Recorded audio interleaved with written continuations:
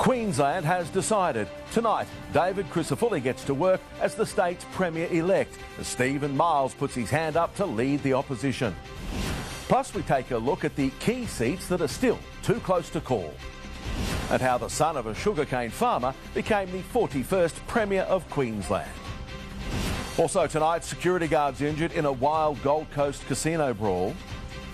A spotlight on the RBA, the Governor's eye-watering salaries laid bare as Australians struggle to make ends meet. Everything you need to know before tomorrow's big 3G shutdown. Plus the cheeky photo shoot that certainly stopped traffic. This is 9 News Queensland with Paul Taylor. Good evening. Queensland has voted for change, electing David Crisafulli and the Liberal National Party to lead the state for the next 4 years, ending nearly a decade of Labor rule. The Premier-elect getting straight to work today as Stephen Miles puts his hand up to lead the opposition. David slayed the Labor Goliath, and this morning he was off to slay the Jims. How much sleep did you get? A couple of hours. Day one in the top job, starting with meetings. David Crisafulli leaving Parliament House to cross the road. Personally, how does it feel? Because obviously this is a massive personal goal for yourself as well.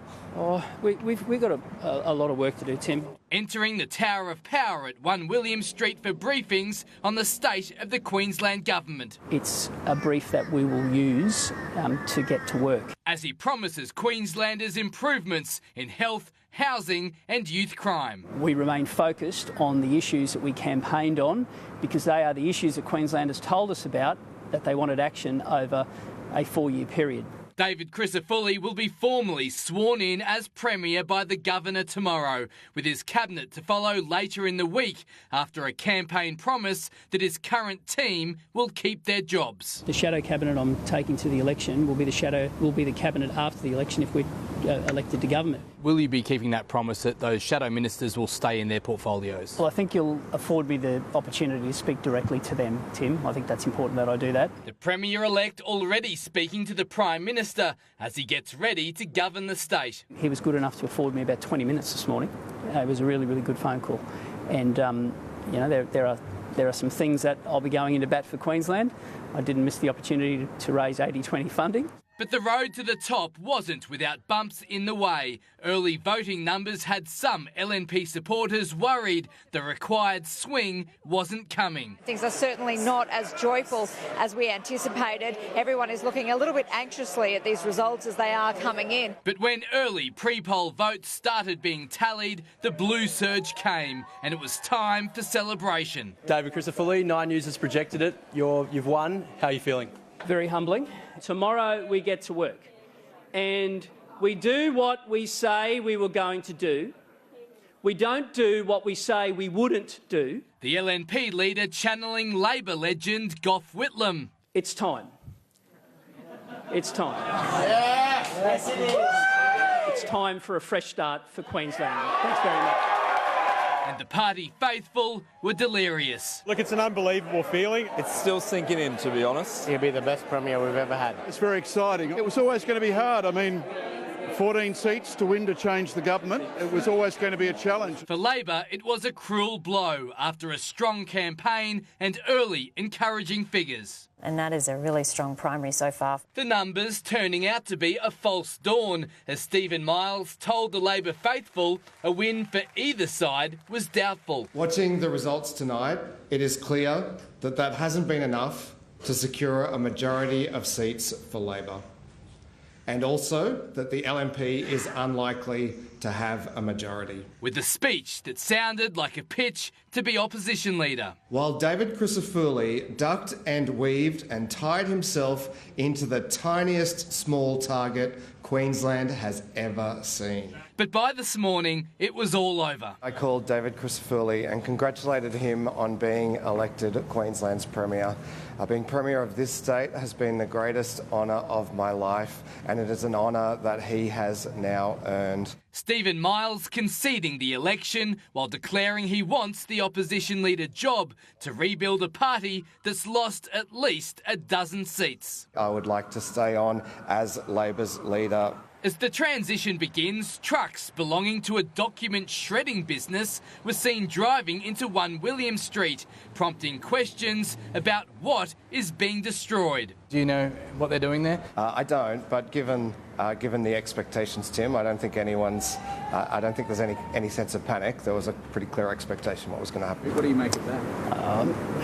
I'll leave that to you. Both sides now taking stock of an historic election, the LNP expecting to gain a majority in the 93-seat House, with Labor to retain just over 30 seats, while the minor parties had a night to forget.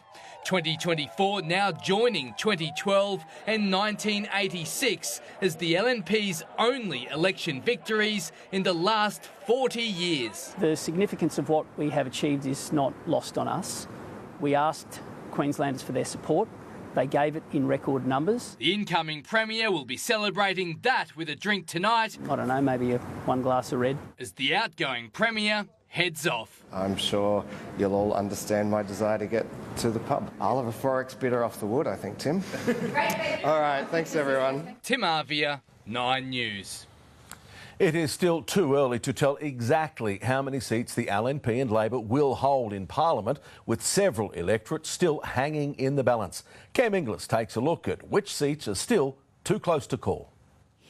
While we know that the LNP will form government, there's still plenty more votes that need to be counted before a winner can be declared in several seats. Let's take a closer look at a couple of those. The electorate of Bundaberg, well, it remains a big surprise. Many thought that the seat that was only won by 9 votes last election would be the first to go in the statewide swing to the LNP.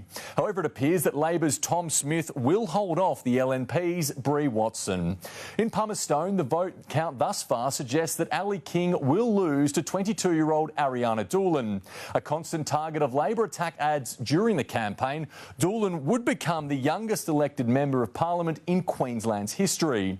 That record was formerly held by former Housing Minister Megan Scanlon, who looks like she will retain the seat of Gavin. Scanlon's narrowly fending off the LNP's Bianca Stone, who said last night there's still plenty of votes to be counted. Another former Labor minister fighting for his political survival is Mick de Brenny in Springwood, the 46-year-old maintaining a narrow edge over the LNP.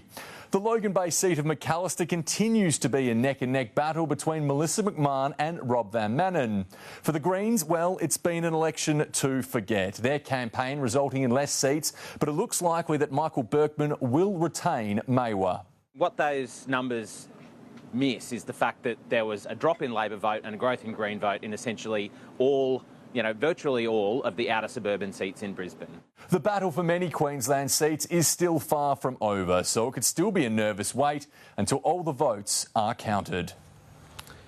For further analysis, State Political Editor Tim Arvias joins me in studio now. Tim, the past 24 hours has been a massive change for Queensland. They have, Paul, especially when you think in the last 35 years the LNP's been in power for just 5 of them. The big challenge now, though, for David Crisafulli is keeping his government unified and avoiding the mistakes that saw the Newman government tossed out after just 1 term.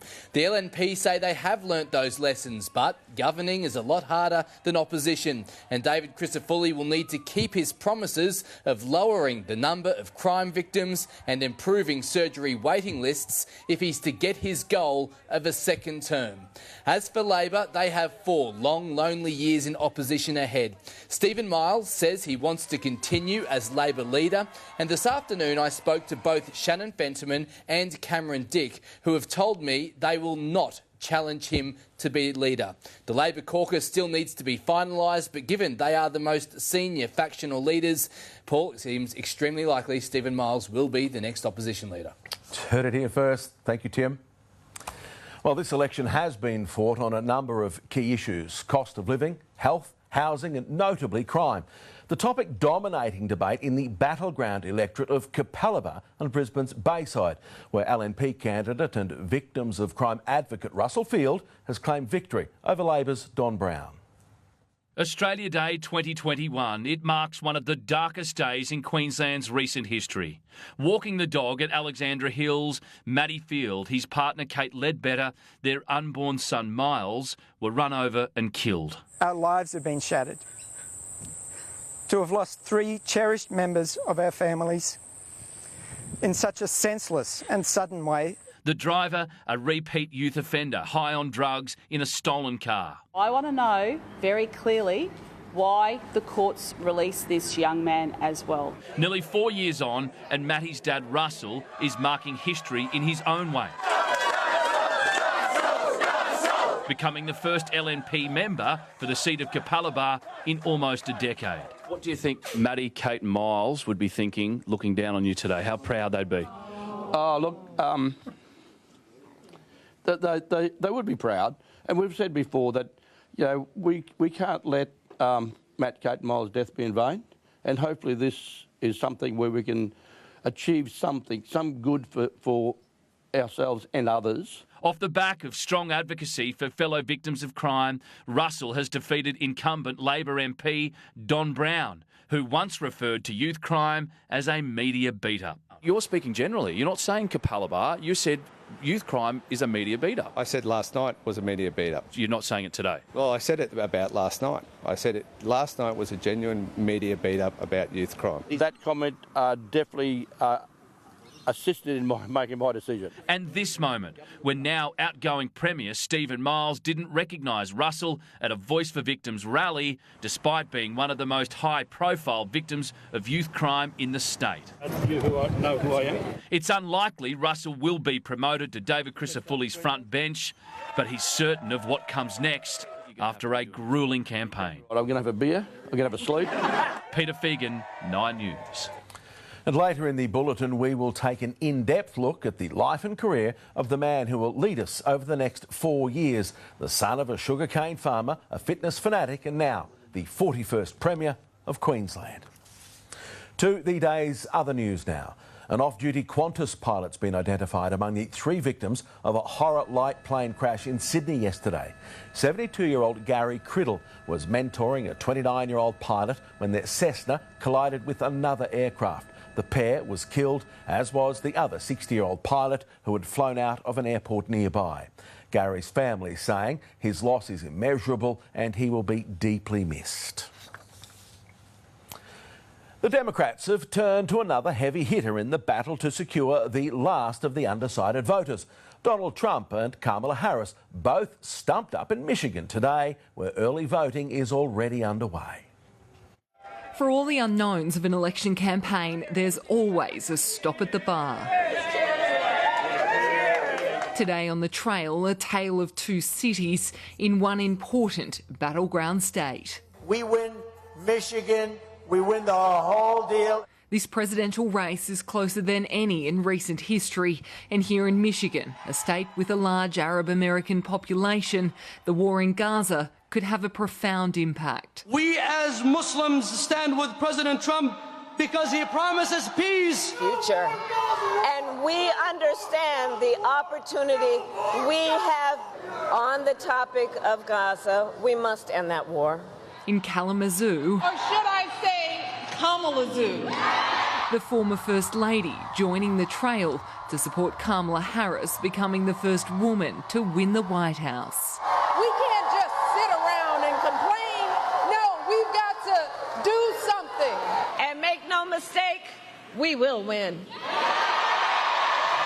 For the Democrats, Michelle Obama brings serious popularity, but she's also an effective messenger who could mobilise voters at a time when every vote counts. A lot of people respect her, even some marginal Republicans, so there's a few out there that I think could be persuaded. I have such fear of the alternative. The choice is so obvious for me. Little more than a week to go, and tonight the president who passed the baton delivered a scathing assessment of the man he beat 4 years ago. He's a loser as a candidate. And more importantly, in my view, and I'm just going to say it straight up, he's a loser as a man. In Kalamazoo, Michigan, Lauren Tamazi, 9 News. The Iranian president has confirmed 4 of his country's soldiers were killed when Israel unleashed a wave of precise and deadly retaliatory airstrikes. After offering his condolences to the families of the dead, the leader warned Iran's enemies it will answer any stupidity with strategy. We can get anywhere in the Middle East There is no target behind our reach. What they saw last night was a small test, an example from our abilities. And while the IDF's response to Iran's earlier missile barrage wasn't the escalation many feared, President Biden hopes it marks an end to the tit-for-tat battle.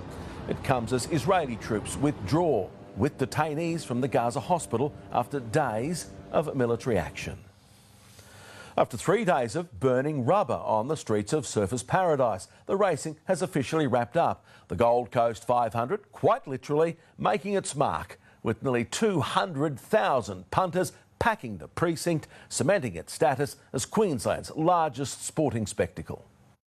Sun, surf, sand and supercars. There's nothing quite like watching Hot Wheels on a hot day. I love the sound of the cars and the smell of the petrol and lots of people. Trackside, it's bumper to bumper with high foot traffic for the high-octane event. Thousands of rev heads packing out the precinct from all walks of life. Watching all the thrills and spills along the glitter strip. And we've got Carmageddon as drivers navigate the coveted concrete jungle. There's plenty of action off the track as well, from helicopter rides to jetpacking. The Gold Coast sure knows how to pack a punch. Viewing the V8s from above, proving why this is a party paradise with out-of-this-world entertainment. This is my 25th time. You go to the other places, but this is unique, so this is a very nice place to come to. Those in the hot seat eager to shave off time around the famous circuit, as little motorheads felt a different kind of buzz. I go to a Catholic school, so I'll probably get told to shave it off. Others getting a taste of life in the fast lane with tide-changing time trials. Racing on the Gold Coast now wrapped up for another year, ready to roar into 2025. McKenna Bailey, 9 News. Those naughty Catholic kids. Well, the Prime Minister under fire, accused of claiming free Qantas upgrade. His responses next. Security guards caught up in a wild Gold Coast casino brawl. At the end of sport, what you need to know before the 3G network shuts down. Plus the never-before-seen photos of Princess Diana and Prince William.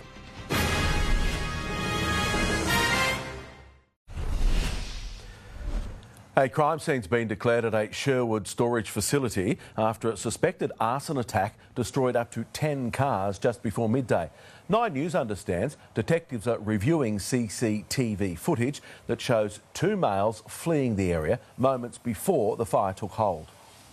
Early investigations have suggested the fire was not accidental. Therefore, a crime scene was established. I had a couple of loud explosions from home. No arrests have been made, police urging anyone with information to come forward.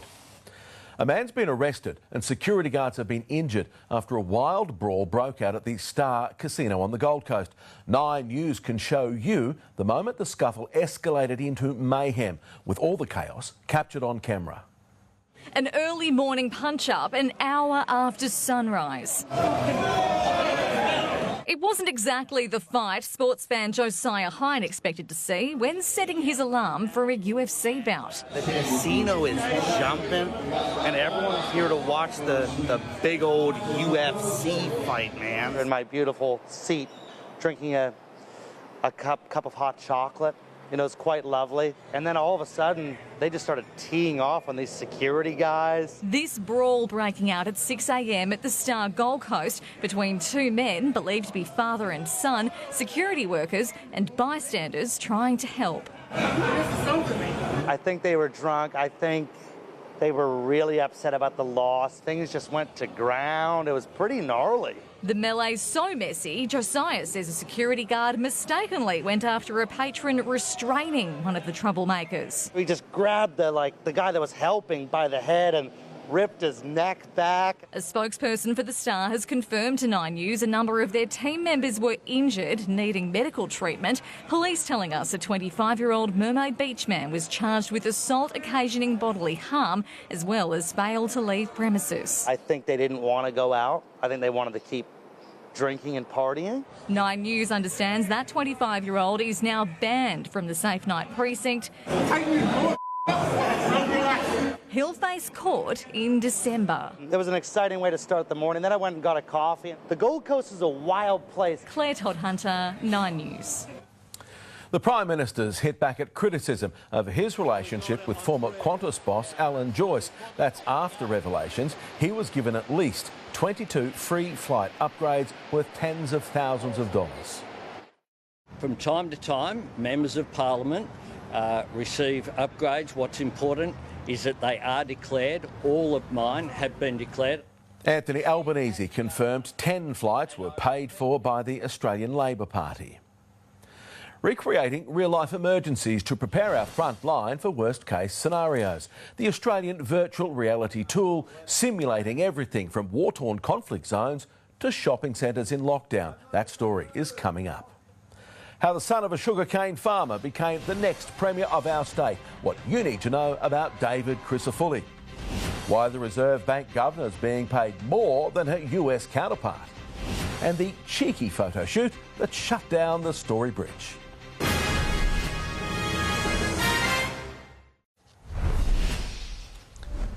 He's the son of a sugarcane farmer, a fitness fanatic, and now the 41st Premier of Queensland.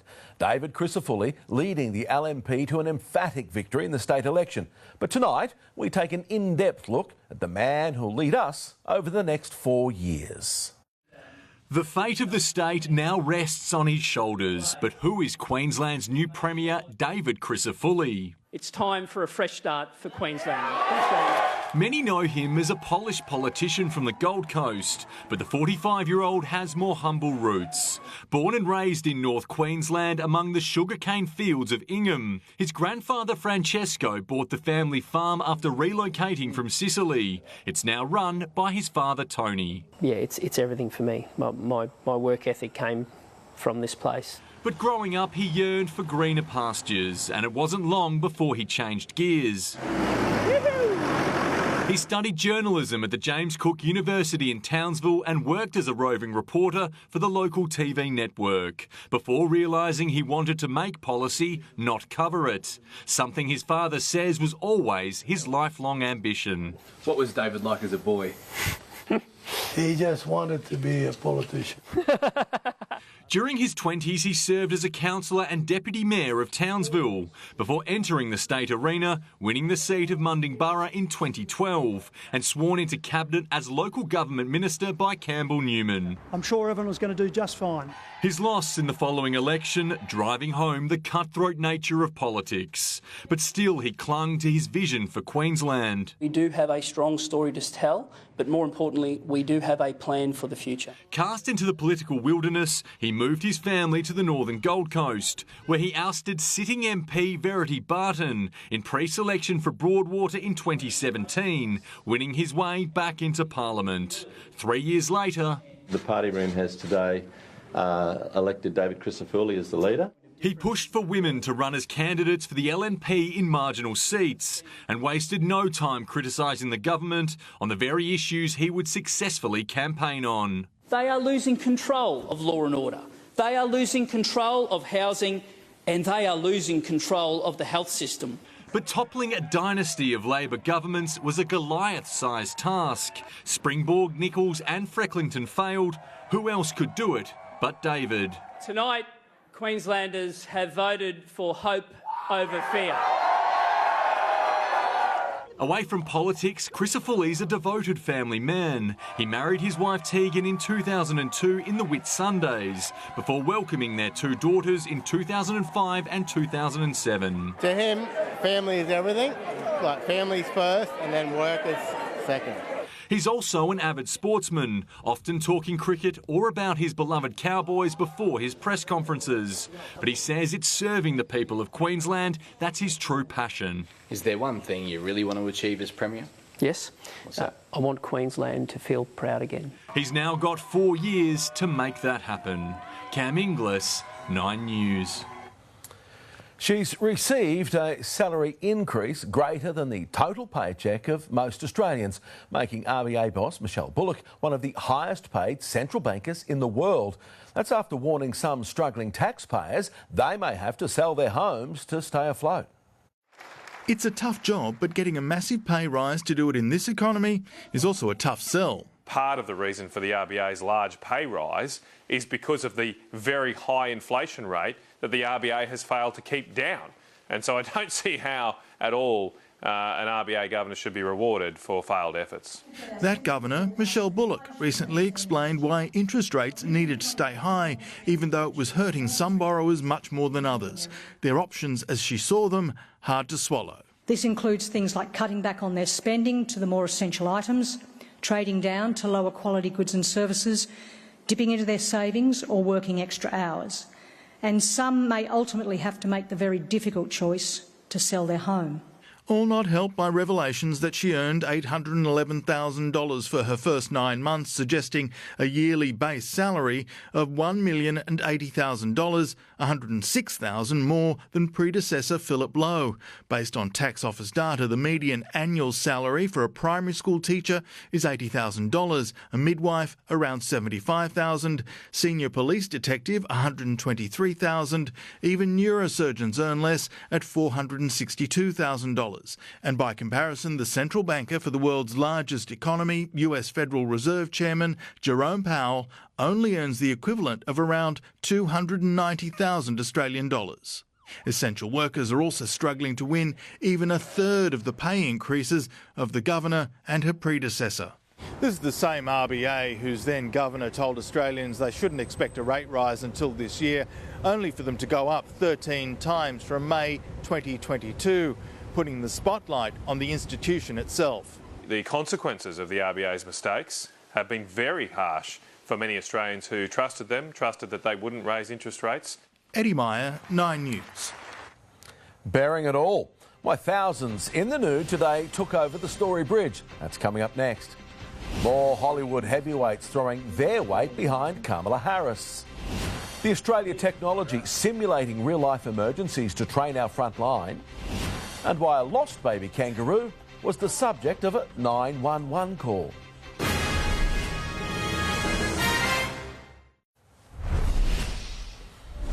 It's a little bit like the bridge to Brisbane, only naked. Thousands of brave, bare-bottom models from all walks of life taking to our city streets, shutting down the Story Bridge and bearing it all in the name of art.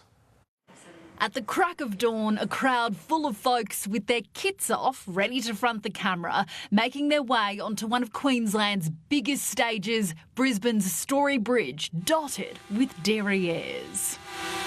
Pretty soon, it's suns out, bums out on the bitumen. It had just finished raining. It was very cold. It was a bit smudgy, a bit slimy. When it comes to mooning, this is about as tasteful as it gets. A rare moment when it's normal to be nude. In fact, somebody came through with a suit on and we call them a streaker. Standing shoulder to shoulder, cheek to cheek, thousands are donating the blank canvases they were born with to a photographer, immortalising their bodies and their bravery in art. Spencer Tunick spent 30 years celebrating the flesh through photos. And for some of his volunteer models, the communal nudity is so nice, they've done it twice. This is the second time that we've done something like this. The first time was the Opera House. Around 5,200 people stripping down for Spencer's lens at the Sydney landmark then. Today, these tushes top that, with hundreds more heinies joining this movement. Unbelievably, Brisbane is not that conservative when it comes to, real humans. This was the most diverse work I've ever done. This stunt a centrepiece for Melt, Brisbane's queer arts and culture festival. There's people who come to this event and they feel so shy about their bodies, and it's part of how they liberate and feel comfortable in their bodies. They say showing off their rears isn't rude, it's revolutionary. Creating some amazing art, showcasing everyone's amazing bodies. But there's still room to see the cheeky side of it all. There's plenty of people sticking heads out of apartments having a look, but don't see this every day. Lily Greer, 9 News. And only a few cases of gravel rash to speak of. Well, they're Academy Award winners, but today Leonardo DiCaprio and Robert De Niro starred in support of Kamala Harris, the Titanic star, making a rare venture into the spotlight of a presidential campaign, while his 81-year-old counterpart has long disliked the former president. Choice could not be clearer, and that choice is Vice President Kamala Harris. Makes me so angry. That we're here talking about a piece of like Donald Trump. Over the next 10 days, we'll decide the direction of this country, and it is all in our hands. The US election takes place on November 6th, Australian time. An Aussie native on the hop. Police in the US state of Colorado were called out to chase down a runaway roo. After a short pursuit, they managed to scoop up the kangaroo Joey and take it home. Next in sport, the pressure too much for some at the Gold Coast 500 as a local driver comes out on top. The Kiwis brought the intimidation factor, but the Aussies couldn't be tamed across the ditch. At the end of sport, what you need to know before tomorrow's mass 3G switch-off. Plus, the Palace releases never-before-seen images of Princess Diana. It was a cloudy Sunday across southeast Queensland. It didn't stop temperatures from pushing slightly up on average. Right now, 22 degrees here in the city, but a little bit of wet weather in your outlook.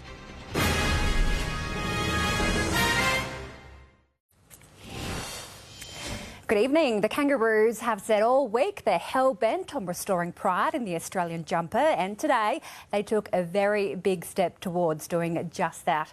Australia surviving a tough trip across the ditch to notch back-to-back Pacific Championship wins, beating last year's winners New Zealand 22-10. Still hurting from last year's humiliating defeat, the Kangaroos didn't need to be reminded of how dangerous the Kiwis can be. A typically intimidating haka.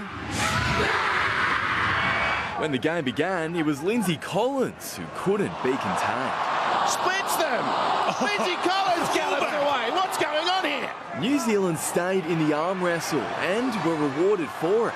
Out the back, Keedy, that's good. That's how you break them open. A bit of Kiwi razzle-dazzle. But this star-studded Australian side... Trebojevic trying to get on the outside and does. He's busted them. ...was always going to be hard to stop. He goes one-on-one with Keedy and gets the better of him. Lomax's second try, a bit tighter for space. Lomax, another one in the corner. The Kiwis kept coming, but they couldn't find a way through the Kangaroos' defence. So, desperately needing to score, Sean Johnson tried going over them. It's taken! It's a pivot on the same spot of grass by Warbrick for the try! He sent the Australian defence into dizziness! 6 points the margin until Dylan Edwards streaked away. Slicing through the Panthers fullback, Moses on the backup, dashes away. Revenge for the Kangaroos ahead of a likely rematch in the Pacific Championships final. Sam Jordan, 9 News. The Jillaroos are also bound for the final after trouncing the Kiwi Ferns 14-0 on their home soil. In their lengthy rivalry, it's the first time Australia has kept New Zealand scoreless. You definitely feel that, the grind, possession start to take over, but yeah, it was one of the toughest games of the year for sure. The final in 2 weeks is expected to see the arch rivals face off again, with New Zealand needing to beat the PNG Orchids next week to advance. Gold Coast Supercars driver Brodie Kostecki has taken out the final battle on the streets of Surfers Paradise. The Erebus Motorsport star backing up his Bathurst 1000 win in this afternoon's finale. But as usual, the race wasn't without drama. It only took 50 seconds for the concrete canyon to cause some carnage. And we've got Carmageddon. What a catastrophe. 1, 2, 3, 4, 5, 6, 7, 8 cars involved. The notorious Turn 11 at Breaker Street claiming its first victims. Damaged cars heading to the pits for quick cosmetic repair jobs. Incredibly, only one driver, Anton De Pasquale, didn't return. How about this here? Bam! A day to forget too for Chaz Mostert, missing a top 5 finish after a pit lane error refuelling. He's now out of the title race. Cam Waters, a man on a mission. Midway through the race, he went past Jack LeBrock, Matthew Payne and Thomas Randall, but he couldn't catch the Red Bull cars after a second pit stop. I was just throwing absolutely everything at it at the end there to try and get on the podium. After dominating the shootout to earn pole, race 22 was Brodie Kostecki's to lose. lose. After an hour and 48 minutes of racing, he seamlessly tamed the street circuit. Amazing, amazing, amazing, amazing. Winning the first surfboard trophy for Erebus Motorsport, holding off Will Brown and Brock Feeney. These guys pushed me once again. These friggin' energy drink cars right up my arse. Last 2 rounds. The 2024 Championship, a 2-horse race. Teammates Brown and Feeney will battle for the crown in Adelaide. The Brisbane Lions have obliterated the Swans to wrap up the final game of round 9 of the AFLW. The hosts never looked in doubt at Springfield as they walloped Sydney 78 points to 10, bouncing back from last week's uncharacteristic loss to the Cats. Taylor Smith booting 3 goals before workhorse winger Sophie Conway wrapped up the mauling as the reigning champions march towards finals.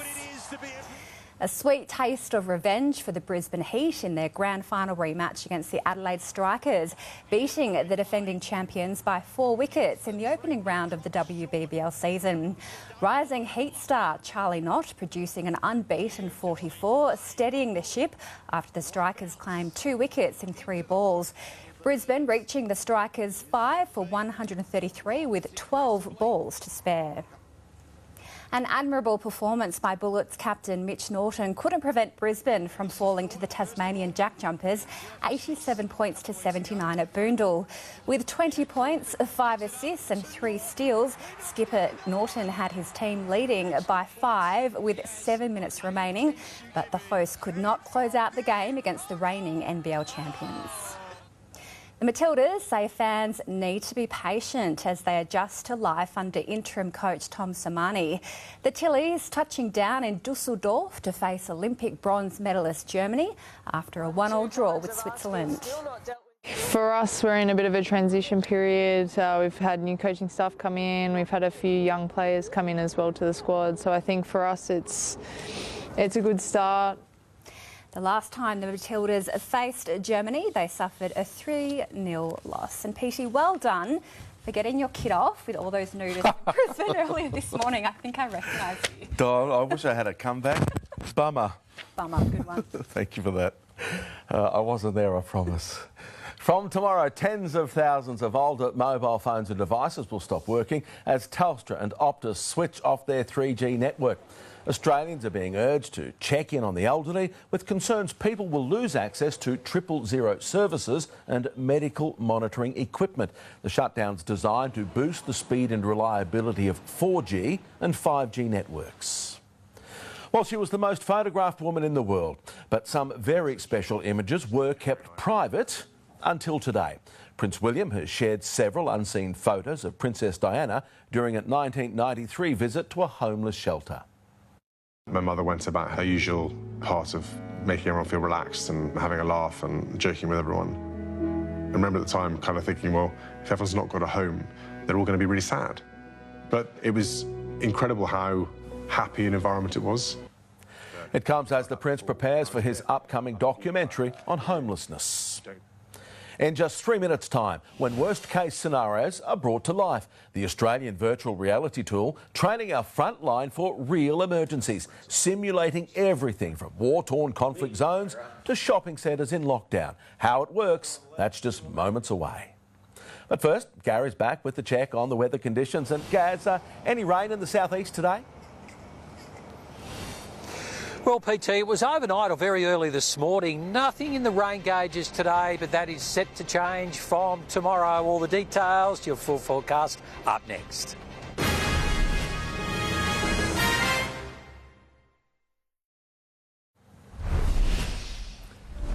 From war zones to shopping centres, an Aussie virtual reality tool is recreating the scenes of real emergencies to help train the military and police for worst-case scenarios. The technology, developed in a Sydney warehouse, is going global. The company just landing a multi-million-dollar deal with the US Defence Force.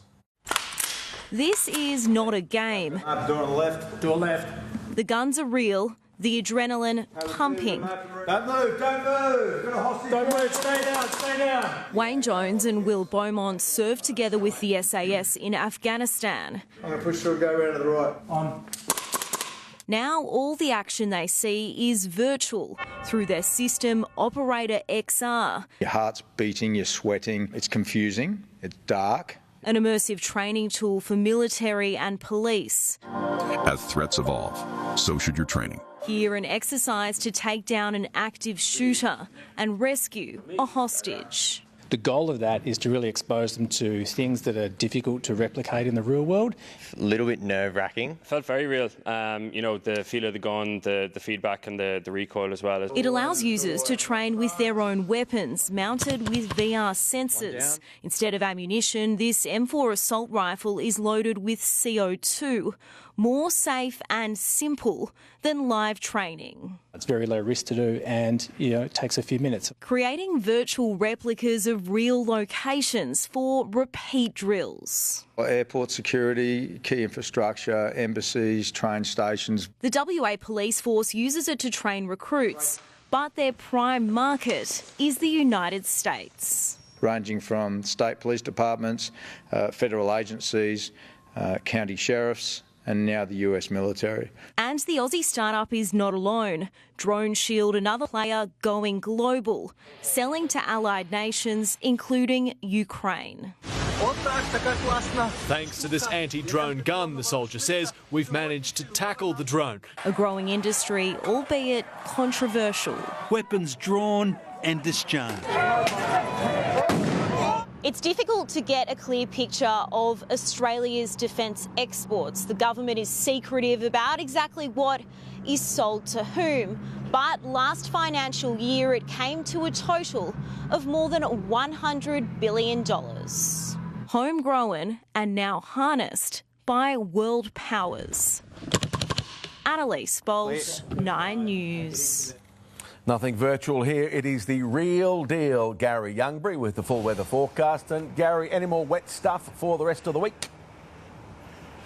Oh, thanks, PT. I'm afraid so. A bit of a mixed bag this week. Throw in showers, even a few thunderstorms. A little unsettled, starting with some scattered showers and a possibility of a storm for tomorrow. We also have some warm temperatures, slightly cooler temperatures in there as well. Just a little bit of everything for the week ahead. Let's have a look at the temperatures recorded across southeast Queensland today. And as I mentioned, despite all that cloud cover, they were still fractionally up on average for this day of October. The high today was in Gatton and Oakey, 30 degrees. The overnight low, 12 degrees in Warwick. Now, the Goldie today hit 27 for the GC 500. Redcliffe 26, Sunshine Coast 27. Here in Brisbane and Caboolture 27, Ipswich 29 degrees. To the weather map, and a southerly change will bring showers and possible storms to eastern New South Wales and also up into southern Queensland eventually. Showers and storms over the northern tropics and WA. Southern Australia mostly fine with a cool morning from a high pressure system. One of the coolest mornings in more than a decade in the southeast corner of the country this morning. For the capital, sunny and warm in Perth, partly cloudy and cool for Melbourne. Shower in Hobart, sunny and warm Canberra and Sydney. Shower or two Darwin, 36 degrees. Now Queensland for Monday, a few showers in Cairns, mostly sunny and low 30s. Townsville and Mackay. Fine day for Rocky, Gladstone and Bundaberg with an evening shower. Gympie and Maryborough expecting afternoon showers. Hot and dry in Mount Isa. Late storms possible in Longreach. Showers and storms likely for Roma. Southeast Queensland, cloudy day with showers, chance of a thunderstorm, possibly severe inland. Temperatures tomorrow reaching the mid to high 20s. Moreton Bay, west-northwest, tending north-northwest, 10 to 15 knots. Brizzy, cloudy, scattered showers, possible storm, top of 25 degrees. But your outlook, chance of a shower and thunderstorm Tuesday, but 29. Wednesday, partly cloudy, back to 26. Then a possible shower Thursday, but a chance of a storm Friday with showers and even a couple of showers Saturday. Ipswich, late showers and storms possible Tuesday, partly cloudy Wednesday, late showers and chance of storms Thursday. Chance of showers and storms again Friday. For the Goldie, afternoon showers Tuesday with a storm for the hinterland, partly cloudy Wednesday, slight chance of a late shower and storm Thursday and likely on Friday. Sunshine Coast, afternoon showers, possible storms Tuesday, showers for Wednesday with a chance of storms, partly cloudy Thursday, still the chance of storms and they are likely to pop up again on Friday. Really unsettled for the week ahead. We'll definitely see a little bit in our rain gauges over the next 7 days, PT. Yeah, good on you, Garry. I reckon we'll manage though. Thank you for that. Well, before we go, here's Amelia Adams with a look at what's coming up on tonight's 60 Minutes. Thanks, Paul. Tonight. I don't think you can wake up one day and do something that brutal.